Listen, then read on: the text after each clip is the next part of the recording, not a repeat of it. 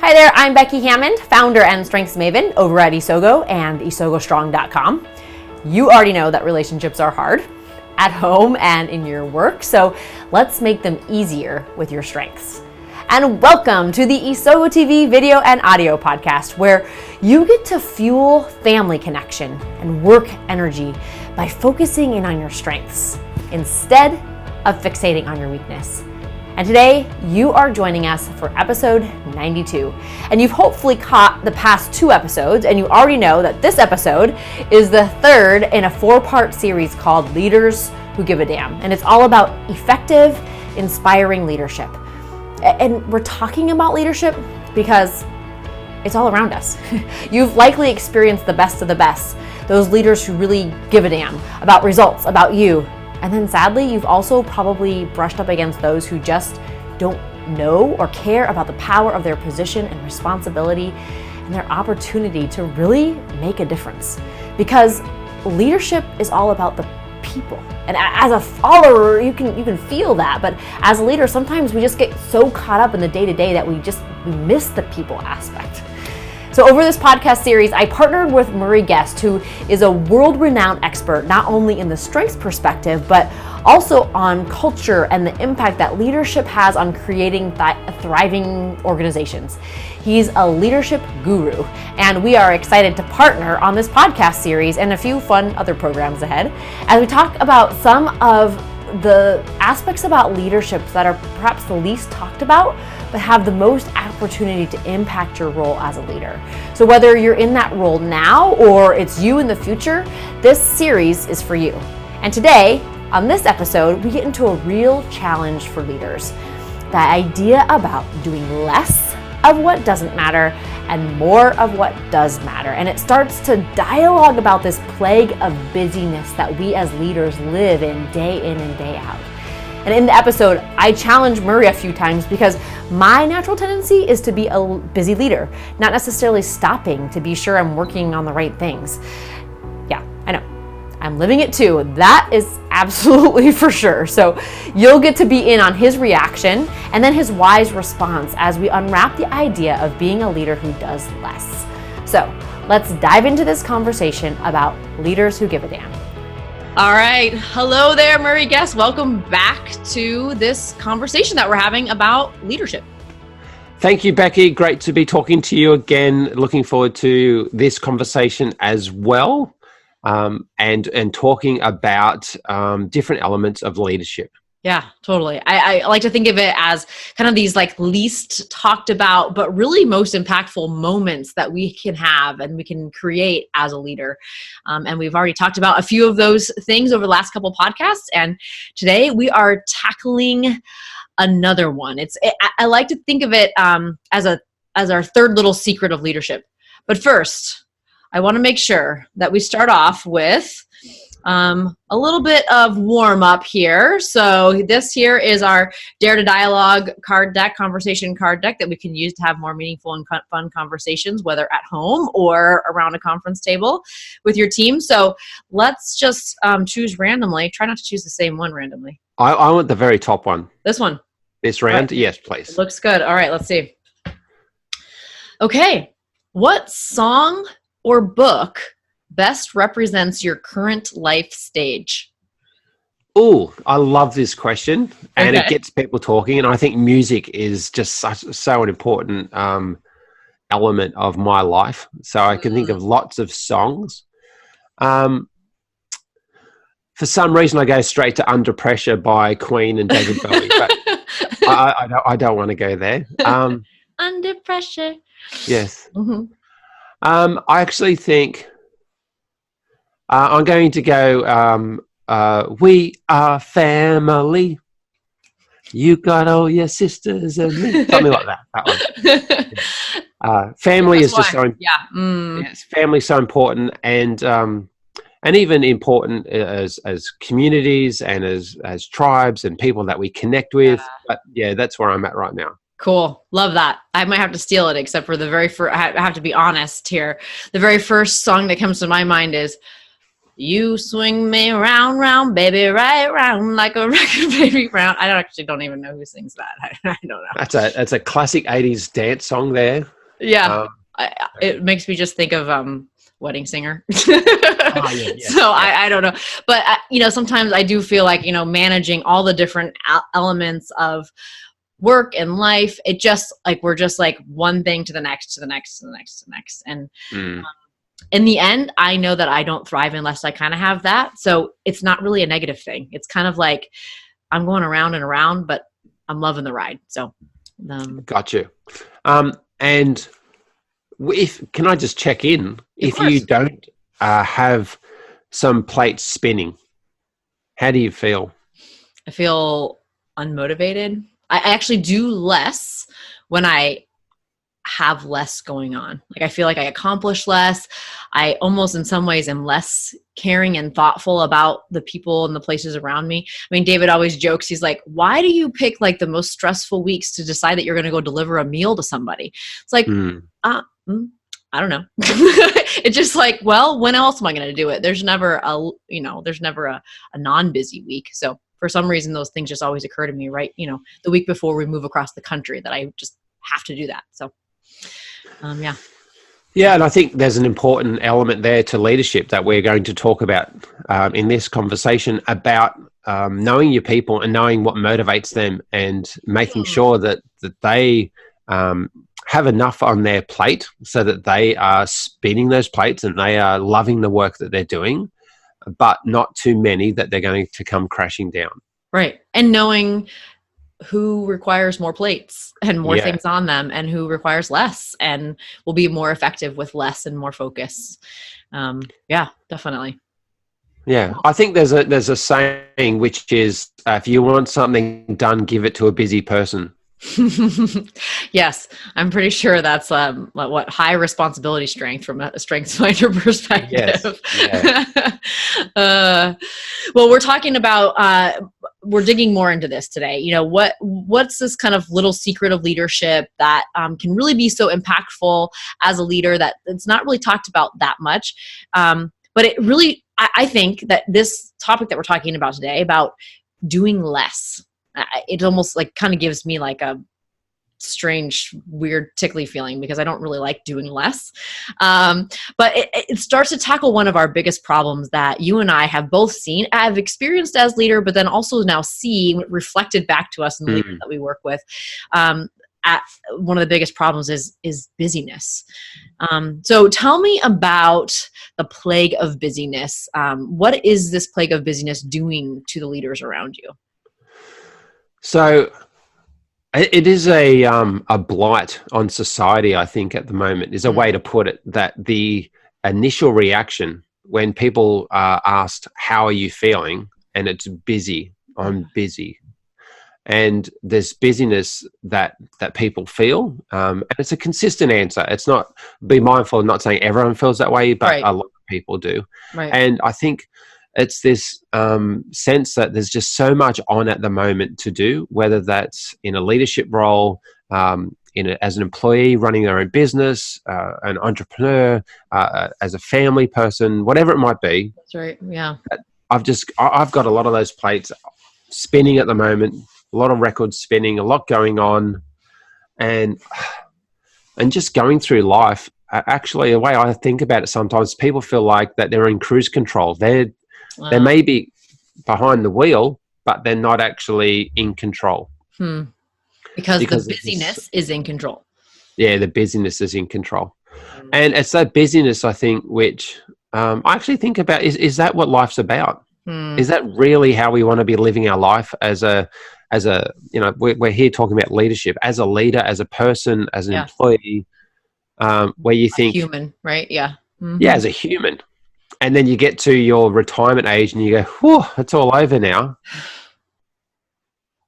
No, that's not what life's about. Yeah. That's not what life's about as being a human. It's about actually enjoying the journey and being connected with people and making a difference and not feeling like you just rush. And then I need to go and retire or or even worse, break down Right. because I'm not investing in myself along the way as well. Yeah. I mean, we talk about like the impact of busyness on our health and kind of what the busyness cycle does to slowly chip away. I think your wife has this like brilliant way of talking about it, right? This feather, brick, and Mack truck. And like, Yep. what does that look, what is that, when you get a tickle with a feather, that looks way different than when you get hit with a Mack truck. And I think that some of this busyness really kind of plays into that, not just in how we show up as leaders, but in how our overall health is eventually. Well, I also like to think about what is it that you're actually doing that's adding value. That all the things that you are doing right now, the busyness that is filling up your day, your time, does it actually make a difference? And is it adding any value to your life, to those people you lead, those people around you? How aware are you about the things that you're doing?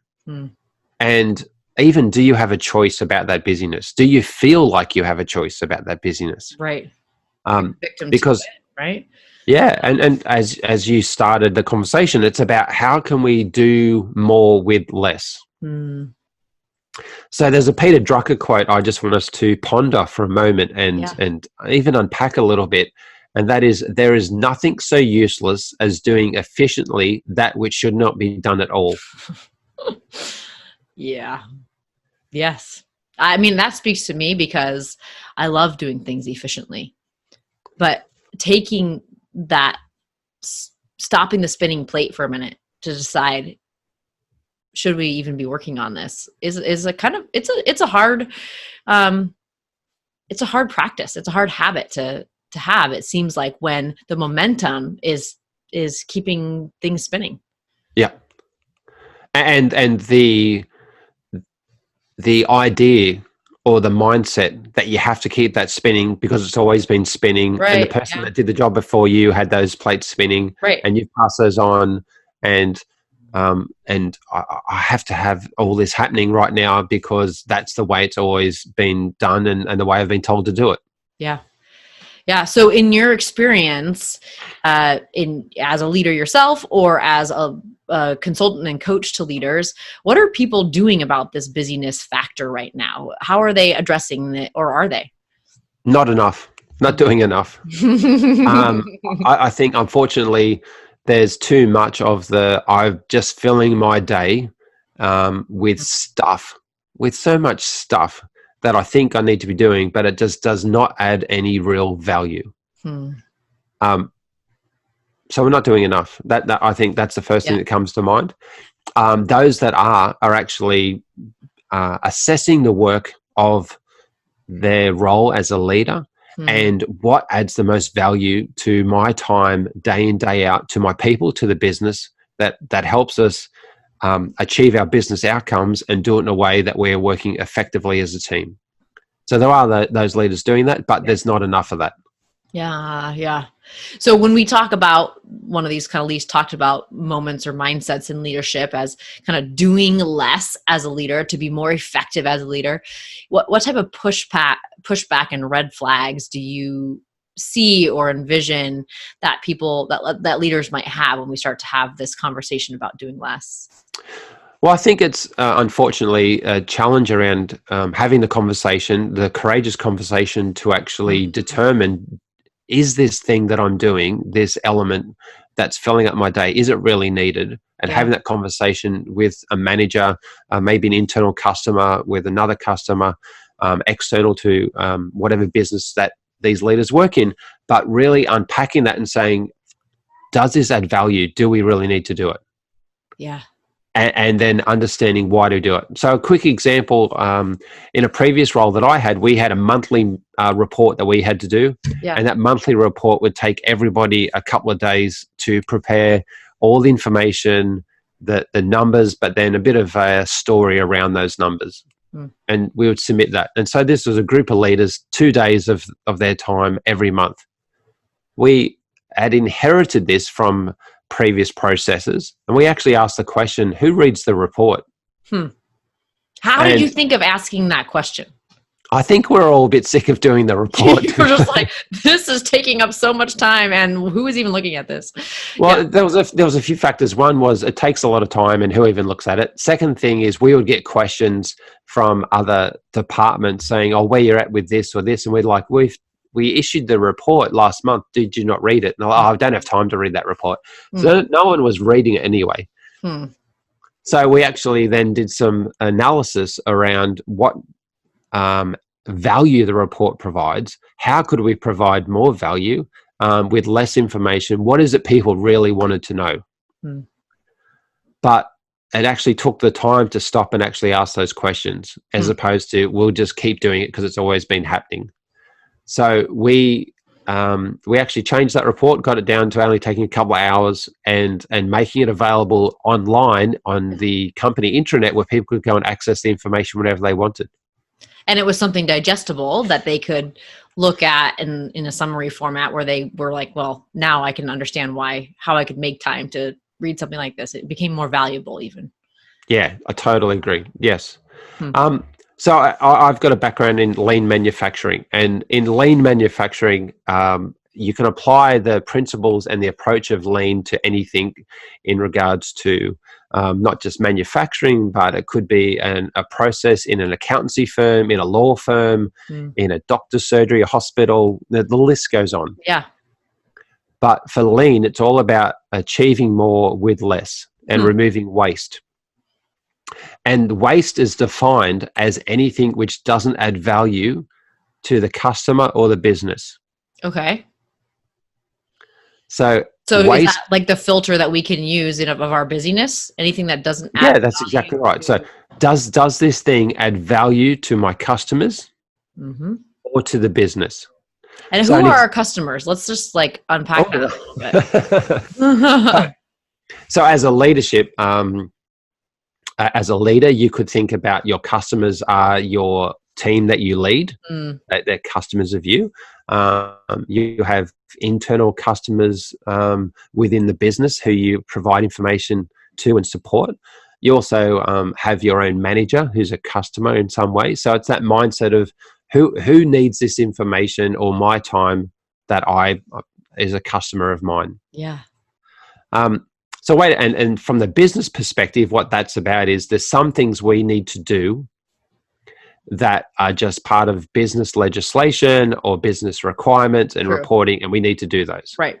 So, we need to do that as good business acumen. So there's the business element, and then we have the customer element, and then you go, well, why do we do all this other stuff? Right. And how's it adding value to me, to the people I lead, to the people around me? And let's start to ask the questions. Do we need to keep doing those things? Yeah. Yeah. And so if you were going to, I guess I really like that definition that you got from the lean manufacturing of helping us as busy leaders have a real filter to be able to push this through. So it's not just about, we're definitely not saying, well, it's time to be lazy and take a 2-hour lunch, right? But if taking a 2-hour lunch once a month with one person on your team would add to the value that your team is able to provide, or that the connection that your team member feels, then that actually is doing less of some of the other stuff and doing more of some of the right things. Great example. And it's about also being a conscious leader. Am I conscious about where I'm investing my time? Is it the best value of my time? Does it add value? That's a really good example, Becky, where let's just say you take 2 hours a month to produce a report which isn't being read, which actually doesn't add any value to the customers of that report. Yet that 2 hours you're investing in developing a team member, helping them achieve their goals, them having greater clarity in what's expected and purpose, and they've got more motivation.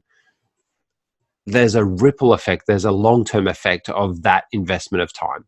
Right. Way beyond the 2 hours spent behind your desk working on a report that no one's reading, right? Yeah. But you don't, unless you stop to think about that and to filter it out, you don't realize it. You do think that report is really important. So Yeah, that's I right. think that's the piece that I think that is hard. A little bit of the mindset shift, a little bit of pausing to ask yourself the questions like, does this fit through the filter of waste or not? And if it does, then great. Then keep doing the report. Make sure you're doing it efficiently and well because you need it. But if it doesn't, then how can you start to replace that with something that's more valuable? Yeah, I agree. And the reporting is an easy one to target. Yeah. Let's look at a different example. Let's say you're going to a meeting, a project meeting that lots of organizations have every day. Let's have an update on a project of different people from different teams attending. And then you look around the room in that project meeting for the length of that meeting, how many people, what is our collective salaries, and do we all need to be here? Is there another way to share this information? Is there another way to provide the update on this project? What's happening, what's working, what's on track, what's not? What is the real purpose of that meeting? If it's just to share information, is there another way to get that out? Is it to solve problems? Are the right people there? And are other people there that don't need to be there? And therefore, again, it's waste because it's using up their time. They don't need to be there. Yeah. I had a great example with a manager I worked for many years ago, and we would get invited to the same meetings. And she would say to me, "Are you going to this meeting?" And I'd say, I say, "Yeah, I think I need to go." She goes, "Well, I won't go. Can you give me an update?" And it was just a great check-in of 30 seconds of what's the best value of our time to go to this meeting. Yeah. And that type of thing, as well as delegating, right? So like in some ways she was like, okay, you report back to me what you learned, and you're kind of splitting tasks, you're delegating tasks. It kind of strikes me that that there's things that as leaders we need to give up, and then there's things that we need to put on. Yeah.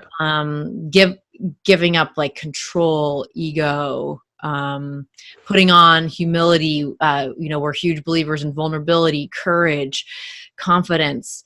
Talk a little bit about that. Like, what is that like? I mean, because in some ways you as a leader, you're responsible for so much more than just getting the job done. And so this task of delegating and kind of letting go of some things, that can be really hard. I mean, that's one way of doing less, right? Like you're letting go of some of the technical things, but that's not necessarily an easy thing to do, especially when you come from a technical background, perhaps. Yeah, well, I think that's a really good point, that the busyness and a contribution to that busyness is this mindset that I need to do it all myself. And I need to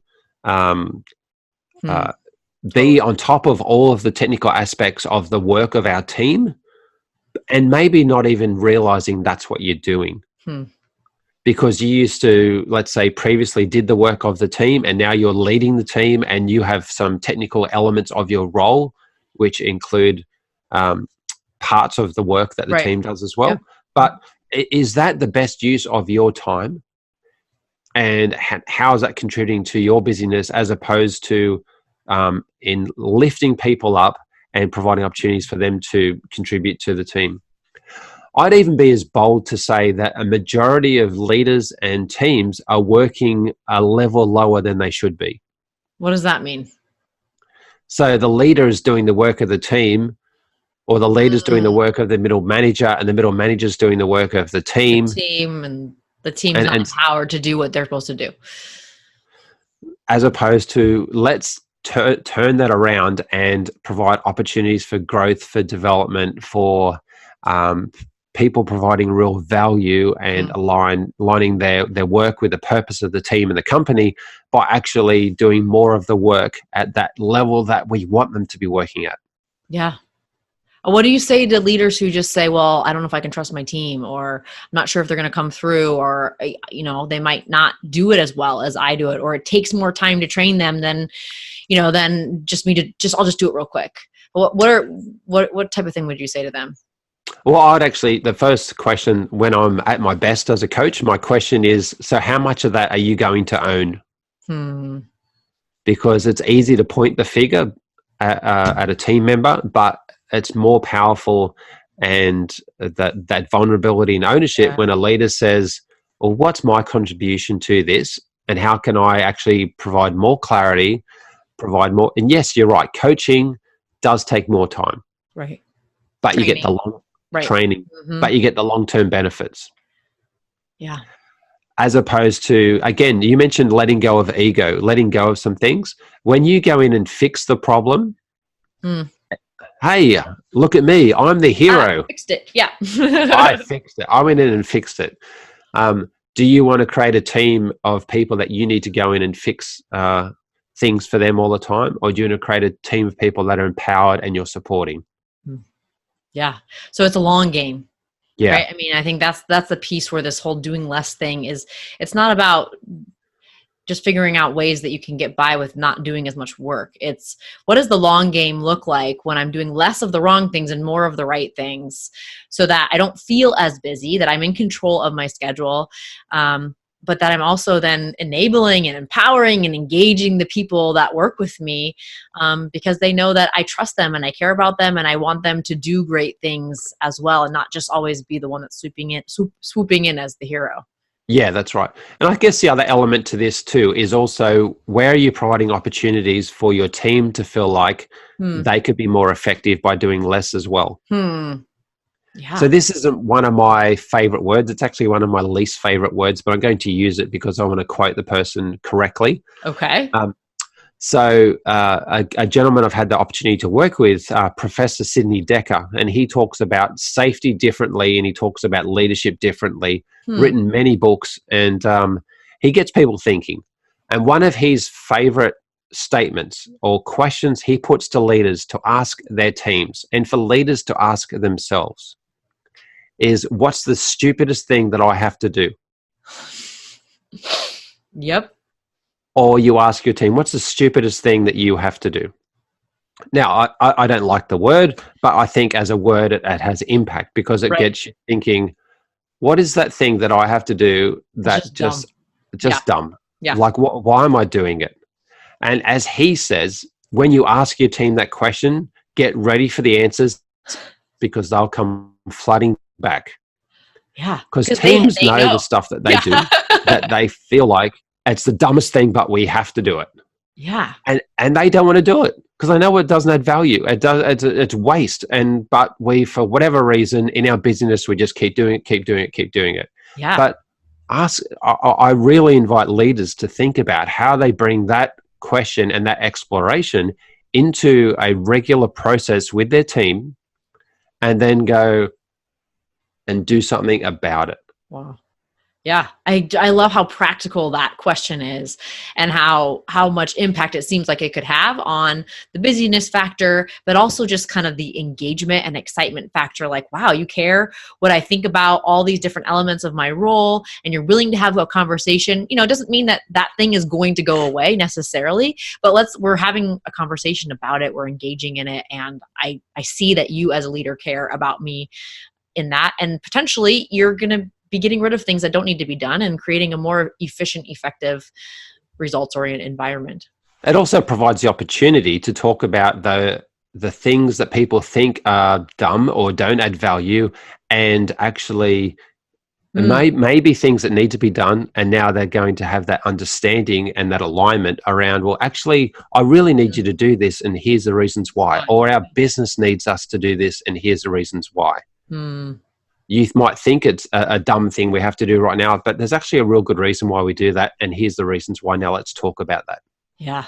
Oh yeah. I love how you've just helped us bring this conversation back to not just as a leader doing less to be more effective, but then enabling our team to think about the things that we're doing so that they can also create an environment where they're thinking about doing less to free up their schedules. Because it's not just leaders who feel busy, it's everybody.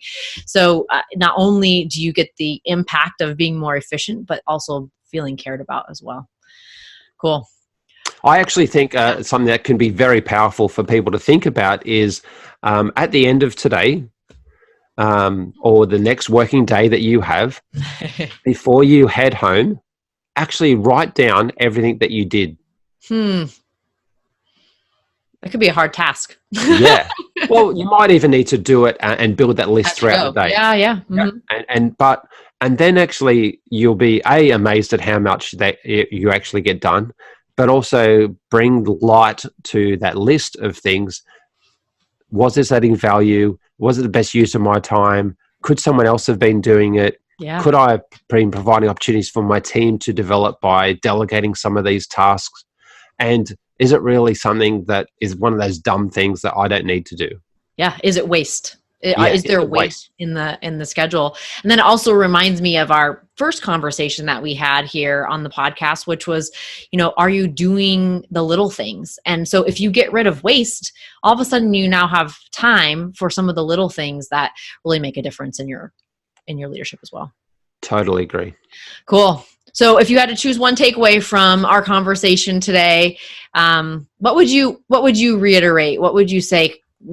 Let's take this home. This is one of the most important things that this little piece of leadership is talking about.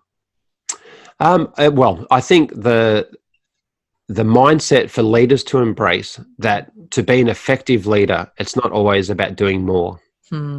It's actually about doing less. And actually, I'd even like leaders to think about those leaders that they're inspired by. And sometimes it's not about a lot of words they say, but it's the few words they say at the right time, which really connect with them and inspire them to take action. It's those quotes or those words of wisdom. Again, so think about that. And it's about not having lots of words, but it's the right amount of words at the right time. Yeah. So embracing a mindset of how can I actually strip back some of the work that I'm doing to make sure I really provide value in my role as a leader. Yeah. I love that. And just kind of some of the really fairly simple steps or questions you can ask that you posed today. I mean, you talked about the waste and the filter of waste and about enabling the people around you to talk about kind of some of the things that they feel like are foolish that they're working on.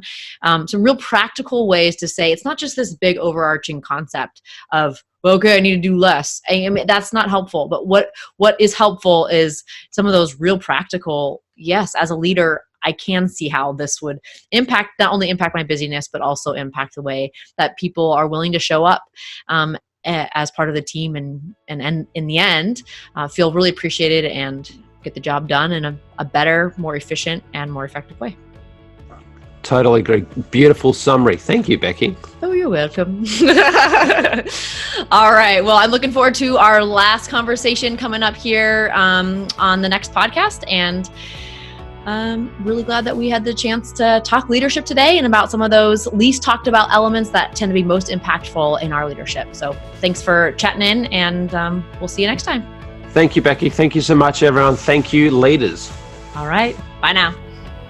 So don't you think that there's some significant paradigm shifting that needs to happen here in the lives of our leaders, potentially even in your role as a leader too? I know it certainly is true for me. The leaders that others are excited to work for and to follow truly care that they're doing the right things, not all the things, and then that they're enabling their team to do inspiring and challenging work as a result. So as your virtual coach today, I challenge you to pause long enough to reflect on the elements of what you're doing and know that pause will be worth it in the end as you do more of what makes an impact on your team and the bottom line, and then you do away with waste. Also, you are not gonna wanna miss a Give a Damn resource that Marie and I have been scheming about and putting together for you. It is an infographic that in one at-a-glance page summarizes 90 behaviors of leaders who give a damn. Other great leaders are already talking about this crowdsourced infographic. They love it, and we think that you'll love it too. So you can find it by going to leaderswhogiveadamn.com/90 behaviors. Again, that's leaderswhogiveadamn.com/90 behaviors. As a leader who gives a damn, or potentially you give a damn, you can be a part of creating thriving lives, families, and workplaces across the entire world. Because when you orient your mind towards what's strong about you and the people around you, and then you truly care about them, great things happen. And I also, if you could help spread the message, we'd be so grateful. If you believe in the strengths perspective or part of you was impacted by this conversation today, would you head over to iTunes and leave a rating? And if you're feeling inspired, a few words there on the review would be very helpful as well. So thanks so much for helping get the word out and about the strengths perspective and about leaders who give a damn. And thanks for being with Murray and I today. I hope that you join me next time for more on Isogo TV.